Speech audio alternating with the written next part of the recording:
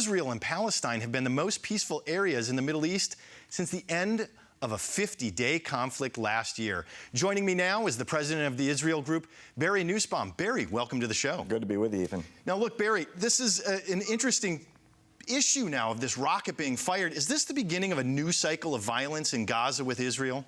I don't know if it's a new cycle, Ethan, but I know it was a happy birthday to Israel on their 67th anniversary of the founding of the State of Israel. I would probably classify it as that for now.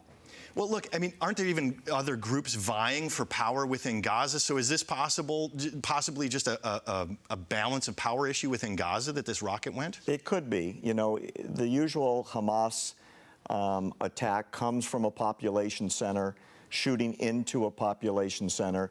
Israel responds militarily by limiting their rocket fire back, as you said, from tanks into a training camp. So it's the typical Hamas does something, Israel responds. And oh, by the way, no condemnation from the EU, from the UN, from the United States. It's considered business as usual as long as it's just Hamas firing rockets into Israel population centers. And those population centers, Sderot was the city actually where it was targeted. That's correct. They have how many seconds to react when that alarm goes off? It's under a minute, and most of the population of southern Israel spent about 8 hours in bomb shelters as a result. 8 hours in bomb shelters. So on top of it all, the Obama administration is offering what essentially sounds like a bribe, $50 billion to Iran to sign this nuclear deal. Can you say terrorism in the world from this regime? It sure pays, doesn't it, to be the leading terror sponsor in the world. It's the craziest thing I've ever heard of.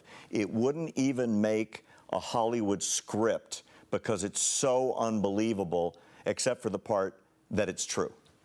But Barry, I mean, seriously though, why would this administration be offering $50 billion? We have terrorism going on around the world from this country, from Iran, from the Islamic Republic of Iran. They shout death to America, death to Israel.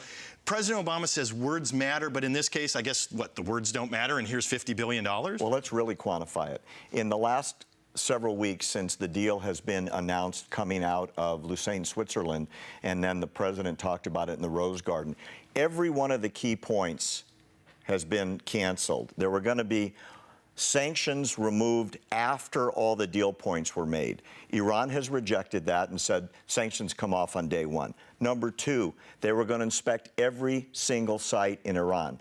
The supreme leader has said all the military bases are going to be off limits forever. They're never going to be looked at. Number three, the uranium that had been enriched over the last decade at the cost of tens of billions was going to be exported to Russia, so no enriched uranium would be in Iran, and now Iran gets to keep it. So their reward, as you pointed out, for breaching everything that was supposedly part of a deal that was pretty crappy to begin with, that's going to guarantee them a nuclear weapon, is now there's such desperation on the United States' part, we're going to give them $50 billion on the first day, apparently, to sign any kind of deal, which, by the way, the IAEA this week is still proclaiming, hold it. They're in non-compliance with 90% of the existing inspections. We haven't even been on site on most of these places where the centrifuges are running 24/7 right now. So do you see this simply as a legacy building move on the part of the Obama administration, or is he really that naive over what's going on in Iran? I don't think it's naivete. And by the way, the Congress doesn't think so either. The Corker-Menendez bill, as you know, passed out of the Senate committee 19-0. It was going to the floor. The president said he was going to veto it. That bill would insist that the Congress gets to approve sanctions before they come off, the removal of sanctions. The president said, okay, I'm not going to veto it anymore, simply because the Senate had enough votes coming out of the committee to override a veto. So now it's going to be really interesting. When that bill passes, the president is going to be unable to remove sanctions on Iran without congressional approval. I think there's going to be a real fight coming between Capitol Hill and the White House on this. I mean, the hypocrisy is amazing. I want to point out another one that's so interesting. Anytime Israel does something, The world condemns them. They lift a finger and the world is condemning them.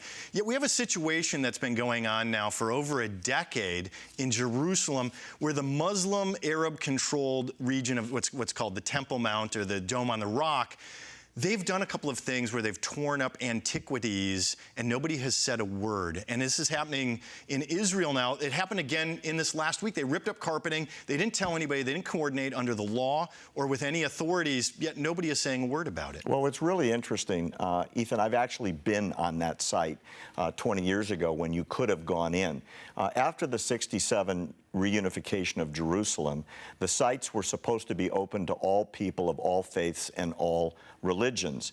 The Jordanian authority that was given the authority over the Temple Mount has breached that repeatedly. So what you're referring to was there's a floor there that they were replacing the carpet. When the old carpet came up, there were incredible mosaics that could have been 1,000 years old, could have been 2,000 years old, could have dated back to Solomon's temple time when Jesus walked in the temple, and they immediately covered it up, wouldn't let anyone in to take pictures, wouldn't let it get inspected or cataloged. They sealed it up, glued down the new pad, and said they will never allow inspections of the site. It's really sad for religious, historical purposes, if for no other reason. Well, and it's also important to note, this isn't just for Jews and Israelis. This is for Christians. This is for any of the great monotheistic religions. It's a center of great importance to them. It's the most holy site in the Jewish religion. It's probably the second most holy site to Christians.